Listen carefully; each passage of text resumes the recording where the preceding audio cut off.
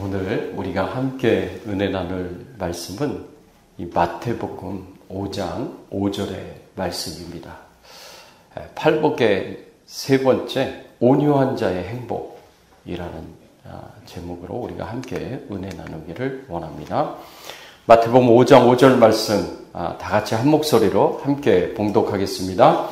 온유한 자는 복이 있나니 그들이 땅을 기업으로 받을 것이며.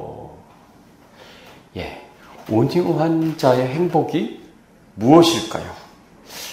성경에서 특별히 팔복의 말씀을 통해서 우리는 그동안 가난한 자의 행복 그리고 애통하는 자의 행복에 대해서 함께 은혜를 나누었고요. 오늘은 온유한 자의 행복에 대해서 우리가 말씀을 함께 살펴보면서 은혜를 나누기를 원합니다. 마태복음 5장 5절에 온유한 자는 복이 있다 그랬습니다. 그들이 땅을 기업으로 받을 것이다 하고 예수님께서 말씀하셨습니다. 예수님께서 말씀하신 이 온유하다라는 이 단어는요, 헬라어로 프라우스라는 단어가 쓰여졌습니다. 이 프라우스라는 단어는요, 자기 마음, 자기 감정, 자기 정서를 잘 다스리는 것을 의미합니다. 우리 사람들이 저마다 자기 마음이 있죠, 감정이 있죠, 그리고 자기 정서가 있습니다. 그런 것을 잘 다스리는 것을 이 온유하다라고 이야기를 합니다. 저도 이 온유한 사람이 되기 위해서 정말 오랫동안 기도하면서 노력합니다. 그래서 제가 욱하는 이렇게 감정을 잘 다스릴 수 있도록, 또는 버럭하는 감정을 다스릴 수 있도록 인상 쓰지 않고, 그리고 정색하지 않고, 짜증내지 않고, 화내지 않고, 그리고 이렇게 분노를 터뜨리지 않도록 저는 정말 오랫동안 기도해왔고요. 그리고 지금도 노력을 계속 하고 있습니다. 연세가 있으신 분들 신방을 가면 기도 제목으로 이렇게 내놓는 제목 중에 여자분들의 제목입니다. 우리 권사님들의 제목이 주로 어떤 기도 제목이 있냐면, 남편이 좀 버럭 좀 안 했으면 좋겠다. 그거 놓고 기도해달라. 이 한국 남성들이 좀 이렇게 버럭하고 욱하는 게 좀 있는 것 같습니다. 그런 거 안 했으면 좋겠다라고 그렇게 기도해달라고 그렇게 부탁을 하는 경우가 있습니다. 참 힘들죠. 누군가가 나에게 욱하거나 버럭해가지고 화를 낸다 그러면, 짜증을 낸다 그러면 여러분 그거 받아들이기가 쉽지 않죠. 힘들죠. 우리 감정이 그렇다는 거예요. 우리 감정이 이렇게 잘 다스려지지 않을 때가 있다는 거죠. 근데 온유한 자는 어떤 사람이냐? 자기 감정을, 자기 마음과 정서를 잘 다스리는 자예요. 절제하는 자예요. 통제하는 자를 가리킵니다. 그래서 성경에서 이 온유하다는 이 말은 어떤 의미를 갖고 있느냐? 성경에서 온유하다라는 말은요, 첫 번째로 겸손하여 하나님의 뜻에 순종하는 것을 가리킵니다. 성경적 온유함은요, 겸손하여 하나님의 뜻에 순종하는 것을 가리킵니다. 여러분, 온유함이라는 히브리어 단어가 아나브라는 단어인데, 이 아나브라는 단어의 뜻이 그렇습니다. 겸손하여 하나님의 뜻에 순종하는 것이다 라고 그렇게 정의를 내릴 수가 있습니다. 예수님이 바로 이 겸손한 그리고 온유함의 가장 좋은 모델이다라고 우리는 이야기할 수가 있습니다. 왜냐하면 예수님이 그렇게 사셨기 때문에 그래요. 예수님께서는 자기 자신의 뜻을 하나님의 뜻에 다 맞추셨습니다. 예수님이 하신 모든 말씀은 하나님 아버지께서 하라고 주신 말씀들이었어요. 예수님이 하시는 모든 행동들은 하나님의 뜻에 철저하게 순종하시고 복종하시는 그런 행동들이었습니다. 심지어는 예수님의 감정까지도, 예수님의 마음까지도 하나님의 뜻에 철저하게 맞추신 분이셨습니다. 이렇게 예수님께서 하나님의 뜻에 철저하게 겸손히 순종하신 그런 모습들을 우리는 어디서 볼 수가 있냐면 예수님께서 나귀를 타고 예루살렘 입성하실 때 우리는 볼 수가 있습니다. 마태복음 21장 5절의 말씀에 보면은요. 시온의 딸에게 이르기를 내 왕이 내게 임하나니 그는 겸손하여 나귀 곧 멍에 매는 짐승의 새끼를 탔도다 하라 하였느니라.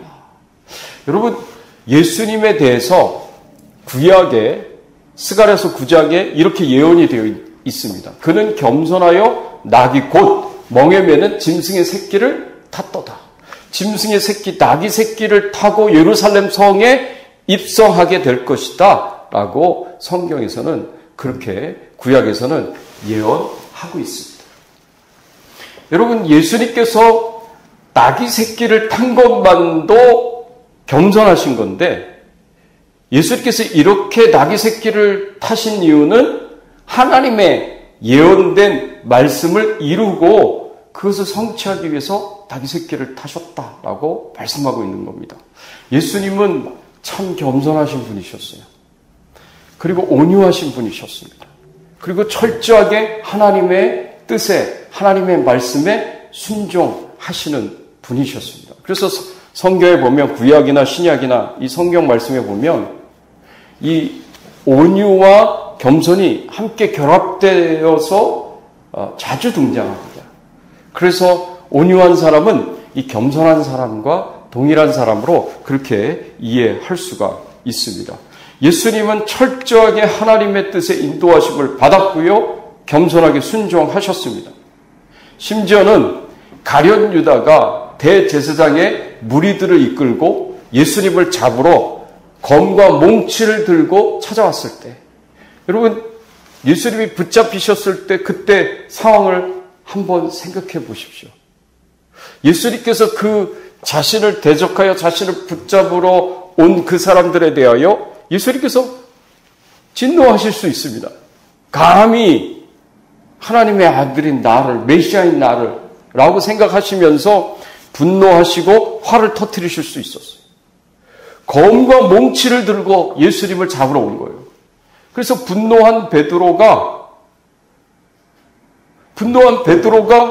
검을 뽑아가지고 그 대제사장의 종이었던 말고의 귀를 잘라버렸습니다. 그랬을 때 예수님이 베드로에게 뭐라고 말씀하셨는가? 마태복음 26장 52절 54절의 말씀에 보면 내 칼을 도로 칼집에 꽂으라. 칼을 가진 자는 다 칼로 망하느니라. 너는 내가 내 아버지께 구하여 지금 12군단 더 되는 천사를 보내시게 할 수 없는 줄 아느냐? 내가 만일 그렇게 하면 이런 일이 있으리라 한 성경이 어떻게 이루어지겠느냐 하시더라. 베드로에게 칼을 들고 대제사장의 종 말고의 귀를 자른 베드로에게 그 칼을 도로 칼집에 꽂으라고 하셨습니다. 예수님이 분노하셔서 진노하셔서 하나님께 구하면 하나님께서 12군단이나 더 되는 천사를 보내실 수 있다는 겁니다. 그래서 예수님을 대적하는 무리들을 완전히 다 쓸어버리실 수 있다는 거예요. 그런데 예수님께서 그렇게 하시지 않습니다. 예수님께서 진노하셔서 이들을 응징하고 이들에게 진노하셔서 심판하시지 않습니다. 오히려 그런 감정을 잘 다스리고 통제하십니다. 그 감정을 다스리지 못하는 베드로에게 칼을 칼집에 도로 꽂으라라고 말씀을 하십니다. 왜 이렇게 예수님께서 철저하게 자기 감정을 통제하고 절제하고 다스리시면서 이렇게 행동을 하실까요? 거기 중요한 이유가 있습니다. 그 중요한 이유가 뭡니까? 이 54절에 말씀하고 있는 것처럼 내가 그렇게 하지 않으면, 내가 내 감정을 조절하고 절제하지 않으면, 내가 분노를 터뜨리면, 내가 화를 내면 12군단이나 더 되는 천사를 호출을 해서 이 사람들을 심판을 하면, 그러면 하나님의 뜻이 이루어지지 않는다는 거예요. 성경에서 말씀하신 그 예언이 이루어지지 않는다는 겁니다. 우리를 구원하시고자 하시는 하나님 아버지의 뜻, 우리를 구원하시기 위해서 그 아들 예수 그리스도를 십자가에 못 박으시고 그 십자가를 통해서 우리를 구원하시겠다는 그 하나님의 뜻이 이루어지지 않는다는 겁니다. 그래서 예수님께서 자기 감정을 철저하게 다스리고 통제하십니다. 무엇을 위해서? 하나님의 뜻을 이루시기 위해서. 이게 바로 온유예요. 성경에서 말하는 온유는 바로 이런 온유입니다. 우리가 예수님이 온유하신 성품을 닮아가려면 우리도 역시 우리 감정을 잘 통제해야 돼요. 잘 다스려야 돼요. 잘 절제하셔야 됩니다. 욱하고 올라온다고 버럭 화를 내시고 그러면 안 된다는 거죠. 그러면 우리가 하나님의 뜻을 이룰 수 없어요. 하나님께서 용서하라고 하셨는데 그럼 용서해야 됩니다. 내 감정을 잘 조절하고 절제해서 용서하셔야 돼요. 하나님이 사랑하라고 하셨습니다. 그럼 사랑하셔야 돼요.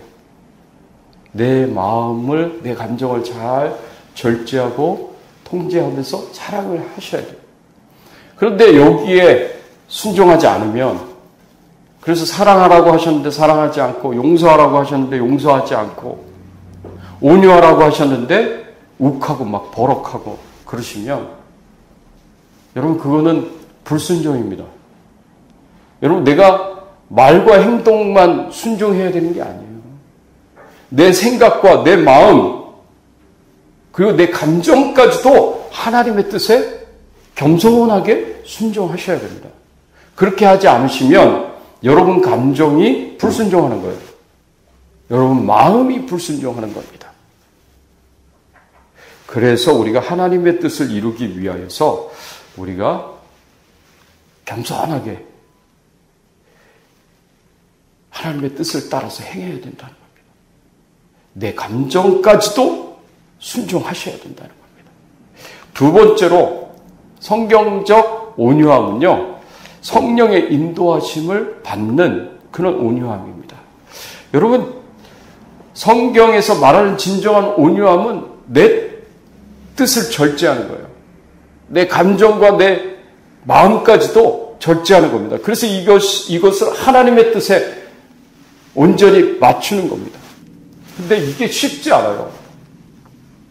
내가 노력하고 내가 애를 쓴다고 해서 그게 쉽게 이루어지지 않습니다. 그래서 하나님이 우리를 도와주십니다. 하나님이 어떻게 우리를 도와주시느냐? 성령 하나님을 통하여서 우리의 인격과 우리의 성품이 변화되도록 그렇게 우리를 도와주십니다. 갈라디아서 5장 22절 23절의 말씀에 보면 성령의 9가지 열매에 대해서 나오는데, 사랑과 희락과 화평과 오래 참음과 자비와 양성과 충성과 온유와 절제니 이 같은 것을 금지할 법이 없느니라 그랬습니다. 여러분, 성령 하나님이 우리 안에 충만히 임재하시고 거하실 때 이런 성령의 열매가 우리의 인격에, 우리의 성품에 나타나게 됩니다. 내 인격이 변화되고 내 성품이 변화되는데 거기에 성령의 강력한 역사가 있다는 겁니다. 그 중에 변화되어야 할 부분 중에, 열매를 맺어야 할 부분 중에 어떤 것들이 있느냐? 온유와 절제가 있다 그랬습니다. 온유와 절제. 내가 내 감정을 절제하는 거예요. 내가 내 마음을 잘 다스리고 통제하는 겁니다. 이런 온유와 절제와 같은 그런 성품은요, 그런 인격은요, 성령의 강력한 역사로 말미암아 우리가 변화될 수 있습니다. 이렇게 변화될 수 있습니다. 성령의 역사의 열매라고 우리가 이야기할 수 있다는 거죠. 그래서 우리가 감정 그리고 정서를 잘 조절하지 못한다, 잘 통제하지 못한다, 절제하지 못한다라고 생각이 되면 하나님께 기도하셔야 됩니다.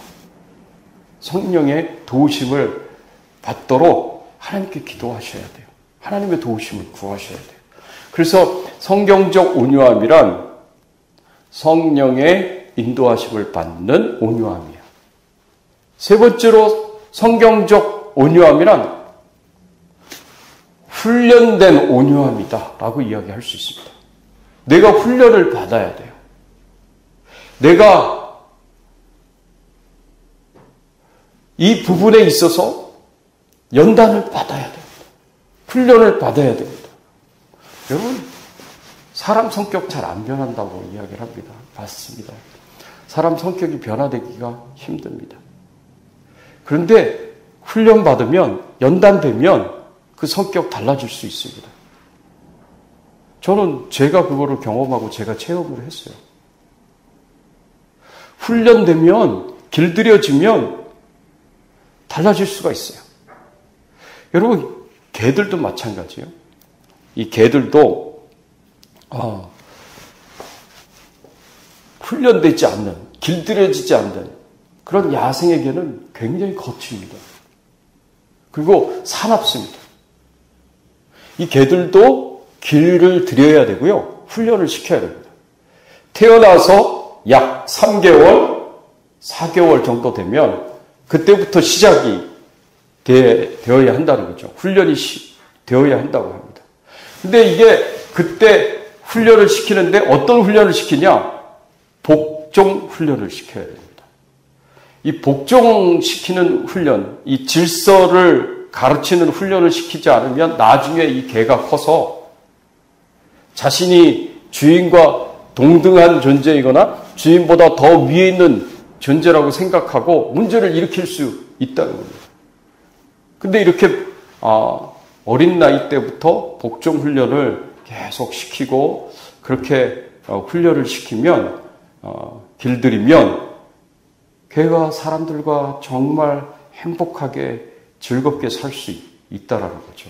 반려동물로서 굉장히 좋은 동물이 될 수 있다는 겁니다.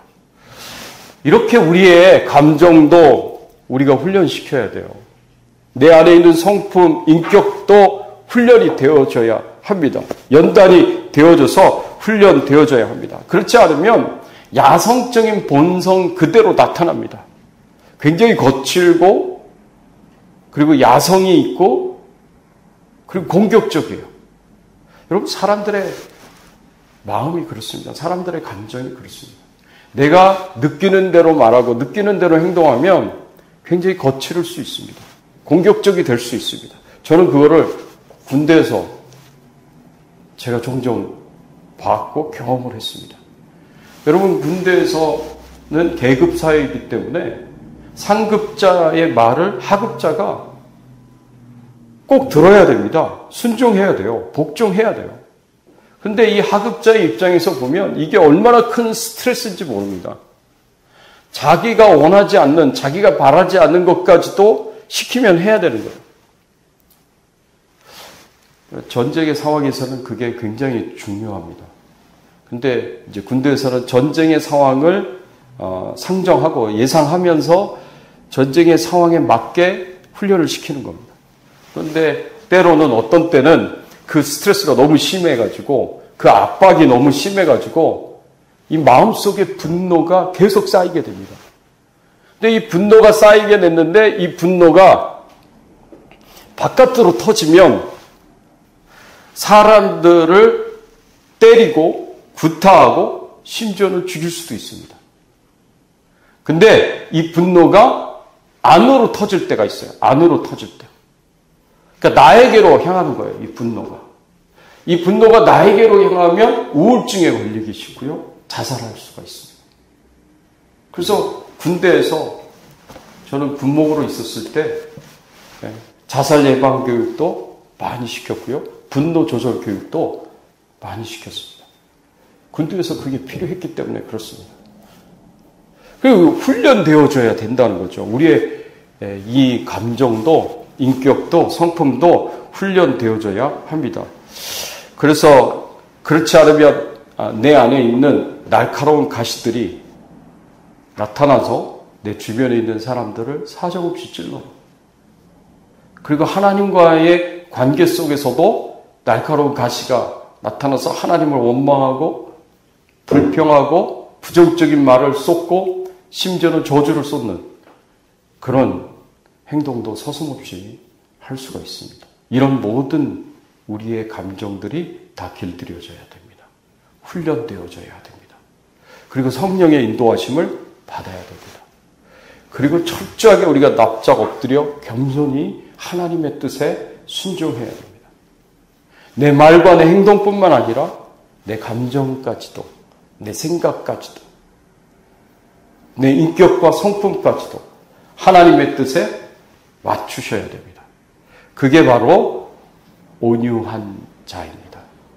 온유한 성경에서 말하는 온유한 성품입니다. 그래야 우리가 하나님의 예수 그리스도의 전권 대사가 되어서 그리스도의 사랑의 편지가 되고 그리스도의 향기가 되어서 이 세상 사람들에게 좋은 영향력을 끼칠 수 있는 사람들이 될 수 있습니다. 이렇게 자신의 마음, 감정과 정서를 하나님의 뜻대로 성령의 인도하심을 받아서 잘 다스리는 자에게 주어지는 축복이 있습니다. 행복이 있습니다. 그것이 뭐냐면 그들이 땅을 기업으로 받을 것이며 그랬습니다. 이게 예수님이 주신 말씀이에요. 예수님이 그들이 땅을 기업으로 받을 것이다. 그렇게 말씀을 하셨습니다. 땅을 기업으로 받는다는 말이 뭘까? 생각을 해보면요. 두 가지를 생각해 볼 수 있습니다. 첫 번째는 이 세상에서 훌륭한 지도자로서 큰 영향력을 끼치는 사람이 될 수 있다는 그런 의미입니다. 여러분, 어떤 성경학자가요, 이 땅을 영향력이라고 그렇게 해석을 했습니다. 그래서 이제 저도 생각을 해봤습니다. 만일 진짜 온유한 자가 이 땅을 얻는다는 것이 영향력이라는 의미로 생각한다면, 그게 어떤 의미일까? 저도 생각을 좀 해봤습니다. 이 표현은요, 어디서 나온 표현이냐면 시편 37편 11절. 예수님께서 이 다윗이 한 이 말씀을 인용해서 하신 말씀입니다. 시편 37편 11절의 말씀에 보면 그러나 온유한 자들은 땅을 차지하며 풍성한 화평으로 즐거워하리로다. 이 다윗이 쓴 시예요. 이스라엘 역사상 가장 강대한 나라를 이루었던, 강국을 이루었던 다윗이 온유한 자들은 땅을 차지하게 될 것이다. 풍성한 화평으로 즐거워하게 될 것이다. 라고 그렇게 말씀을 하고 있습니다. 여러분, 온유한 사람은요, 연약한 사람이 아니에요. 온유한 사람은 오히려 강한 사람입니다. 온유한 사람은 능력을 가지고 있으면서도 불구하고 그 능력을 파괴적으로 사용하지 않아요. 그 능력을 건설적으로 사용할 뿐입니다. 그런 성숙함을 가지고 있습니다. 여러분, 이런 건설적인 성숙함은요, 이런 온유함은 철저하게 통제된 능력으로부터 나오게 된다는 거죠. 그래서 온유함은 훌륭한 지도자가 가지고 있는 자질이에요. 훌륭한 지도자일수록 이 온유함이라는 인격적인 자질을 가지고 있습니다.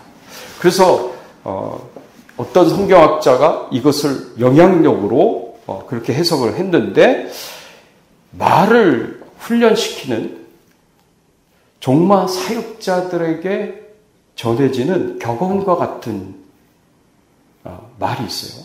종마 사육자들이 말을 훈련시키는 종마 사육자들이 어떤 격언을 가지고 있냐면 가장 온유한 말이 경주에서 이긴다. 그게 격언이에요. 가장 온유한 말이 경주에서 이긴다. 이 온유한 말은 뭘 의미하느냐? 자기 감정을 잘 다스리고 통제하는. 그래서 종마 사육자들의 그 훈련을 잘 받아들이고 그 훈련을 잘 따라가는 그런 말들이야말로 경기에서 이긴다는 거죠. 경주에서 승리한다는 겁니다. 여러분, 성경에서 보면요, 모세가 이런 사람이었어요. 모세가 40세의 나이에 애굽의 왕자로 있었을 때 애굽 사람이 자기 동족인 히브리 사람을 괴롭히는 것을 보고 욱해가지고 화가 오르고 분노가 치밀어서 그 사람에게 가가지고 주먹으로 쳐서 죽였습니다. 애굽의 왕자가 애굽 사람을 죽였으니 도망을 치게 됐죠. 그래서 미디안 광야에서 40년간 목자 생활을 하면서 훈련을 받았어요. 40년 동안 훈련받고 연단받고 난 뒤에 모세가 온유한 자가 되었습니다. 그래가지고 이스라엘 백성들을 이끌고 하나님의 뜻에 순종하여서 이스라엘 백성들을 이끌고 애굽에서 탈출할 수 있었고요. 40년간 광야 생활을 할 때 이스라엘 백성들을 인도한 위대한 지도자가 될 수 있었습니다. 여러분, 모세는 굉장히 훌륭한 위대한 지도자로 유대인들에게 인정을 받고 존경을 받고 추앙을 받는 그런 사람이었습니다. 근데 어느 정도로 온유한 사람이 되었느냐? 나중에 구스 여인을 아내로 맞이했을 때 그때 형 아론과 누이였던 미리암이 모세를 향하여서 계속해서 공격을 합니다. 근데 그 모든 공격에 대해서 모세가 자기 감정을 잘 다스리고 통제하면서 부드럽게 그 사람들을 대합니다. 그때 민수기 12장 3절에 하나님이 뭐라고 평가하시느냐? 사람들이 뭐라고 평가했느냐? 이 사람 모세는 온유함이 지면의 모든 사람보다 더하더라. 모세를 가리켜서 지면에 있는 세상에 있는 모든 사람들보다 더 온유한 사람이다. 자기 감정을 잘 다스리고 통제할 수 있는 사람이다. 그렇게 성경에서 하나님과 백성들이 그렇게 평가를 했습니다. 여러분, 예수님을 보더라도 마찬가지예요. 예수님은 굉장히 온유하신 분이셨어요. 예수님은 굉장히 부드러우신 분이셨어요. 예수님이 난폭하고 폭력적이고 공격적인 그런 모습을 예수님은 거의 보이시지 않으셨습니다. 의로운 분노를 행하실 때도 있었지만 대부분 예수님은 굉장히 온유하시고 부드러우신 분이셨어요. 그런 분이 살았던 그 삶이, 그 예수님이 전하셨던 그 복음과 말씀이 지금 어떻습니까? 온 세상에 다 퍼져서 전파되어서 세상 모든 곳에서 예수님을 찬양하고 예수님의 복음을 믿음으로 받아들여서 구원받고 하나님께 영광을 돌리고 예배를 드리는 사람들이 전 세계에 생겨나게 되었습니다. 여러분, 전 세계적으로 기독교의 영향력이 얼마나 큽니까? 이제 복음이 땅끝까지 전파되어져서 곧 예수님이 이 땅에 오실 날이 얼마 남지 않았습니다. 예수님은 지극히 온유한 분이셨는데, 예수님은 지극히 겸손한 분이셨는데, 지극히 부드러운 분이셨는데 그 예수님께서 사셨던 그 삶이 전 세계적으로 수많은 사람들에게 영향력을 끼쳐서 기독교의 영향력이 전 세계적으로 크게 발휘를 되는 그런 세상이 되었다는 것입니다. 겉보기에는 가시적으로 난폭한 공격적인 지도자가 땅을 차지하는 것처럼 보입니다. 그럴 수 있지만 그러나 그 다음에는 결국에는 자기 감정을 잘 조절하고 통제할 수 있는 그런 훌륭한 지도자가 나타나서 그 땅을 다스리는 영향력을 행사하게 되어 있습니다.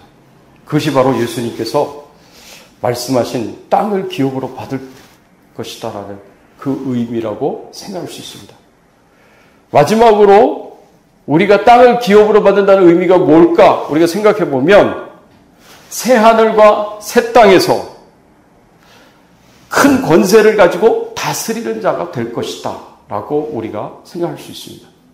여러분, 새하늘과 새 땅은 천국을 가리킵니다. 여러분, 온유한 자에게는 새하늘과 새 땅에서, 저 천국에서, 하나님 나라에서 큰 권세를 가지게 될 것이고 다스리는 자가 될 것이다 라고 성경은 우리에게 예수님께서 가르쳐주고 있는 것입니다. 궁극적으로 이것이 바로 우리의 모습이 될 것입니다.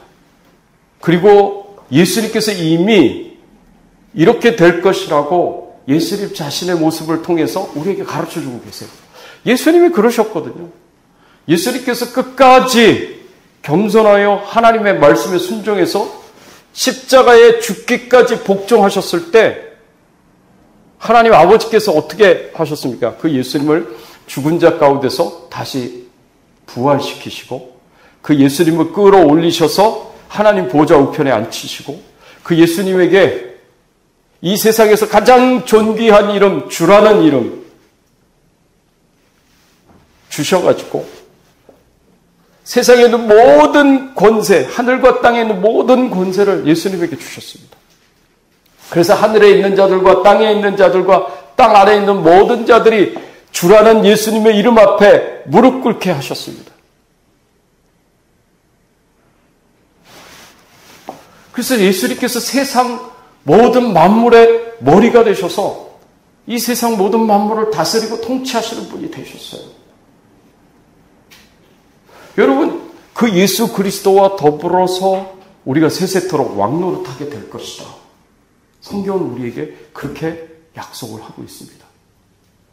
우리가 그 예수 그리스도와 함께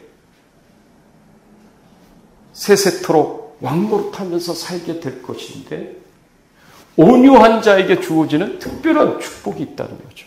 그 온유한 자에게 주어지는 특별한 축복이 뭐냐? 누가복음 19장 16절 17절의 문화 비유를 열문화 비유를 예수님께서 주셨는데 이것이 사실로 이루어진다면 저 천국에서는 어떤 일이 일어날 것이냐? 이 문화 비유를 한번 보세요. 그 첫째가 나와 이르되 주인이여 당신이 내 한 문화로 열 문화를 남겼나이다. 주인이 이르되 잘하였도다 착한 종이여 내가 지극히 작은 것에 충성하였으니 열 고을 권세를 차지하라 하고. 이 달란트 비유하고 비슷하거든요. 비슷한 비유거든요. 하나님께서 우리에게 주신 재능, 우리에게 주신 은사들 이런 것을 충성되이 잘 사용해서 사명을 잘 감당하면 특별히 온유한 자로서 사명을 잘 감당하면 겸손히 하나님의 뜻에 충성되이 잘 순종하면 어떤 사람들에게는 열 고을 권세를 주셔서 열 고을 다스리는 자가 되게 하시고 어떤 사람에게는 다섯 고을 권세를 주셔서 다섯 고을을 다스리는 자가 되게 하시겠다는 말씀이에요. 이게 장차 새하늘과 새 땅에서 일어날 일들입니다. 여러분, 우리가 하나님의 뜻을 위해서라면, 하나님이 주신 사명을 감당하기 위해서라면 내 말과 내 행동까지도 철저하게 겸손히 순종할 뿐만 아니라 내 생각과 내 마음과 내 감정까지도 거기에 하나님의 뜻에 완전히 맞춰서 순종하여 하나님의 뜻을 이루면 하나님이 새하늘과 새 땅에서 열 고을 권세, 다섯 고을 권세를 주시면서 예수 그리스도와 더불어 세세토록 왕노릇하면서 살게 하실 거라고 우리에게 약속한 것입니다. 사랑하는 성도 여러분, 우리가 온유한 자가 된다면 이것은 엄청난 축복인 거예요. 온유한 자에게는 엄청난 행복이 있습니다. 온유한 자가 된다면 우리가 하나님의 뜻을 이루게 될 것입니다. 온유한 자가 된다면 우리는 우리의 말과 행동뿐만 아니라 우리의 인격과 성품에서, 우리의 감정에서 그리스도의 향기가 흘러나오게 될 것입니다. 세상 사람들이 우리를 보며 하나님의 사랑을 경험하게 될 것입니다. 하나님이 주시는 사랑의 편지를 읽게 될 것입니다. 우리의 삶을 통해서, 우리의 인격을 통해서. 그렇게 된다면 이 세상에서 우리는 더 큰 영향력을 가지며 더 힘있게 복음을 전하는 자들이 될 수가 있고요. 그렇게 되면 우리는 새하늘과 새 땅 저 천국에 가서 그리스도와 더불어 세세토록 왕노릇하면서 큰 권세를 가지고 다스리는 자가 될 것입니다.